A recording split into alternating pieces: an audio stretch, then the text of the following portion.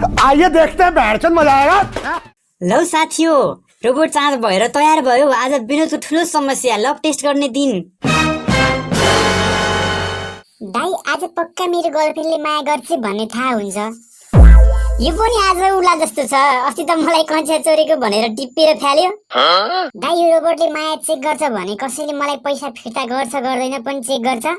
तैँले त कसैलाई पैसा दिएकै छैनस्, के फिर्ता चाहियो?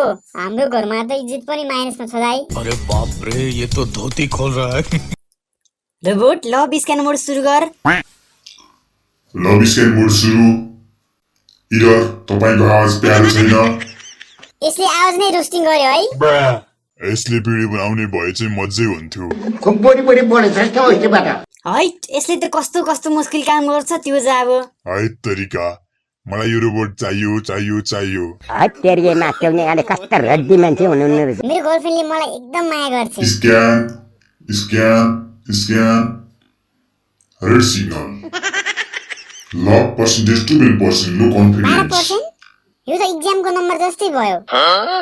मेरो प्रेम मिसकल जस्तै प्रेम भयो त। त्यसैले त तेरो प्रेम सप्लिमेन्टरीमा गयो।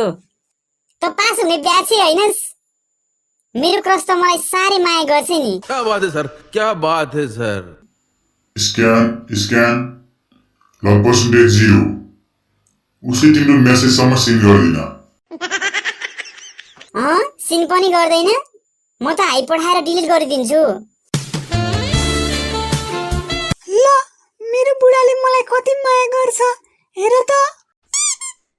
म 50% त गर्छु होला।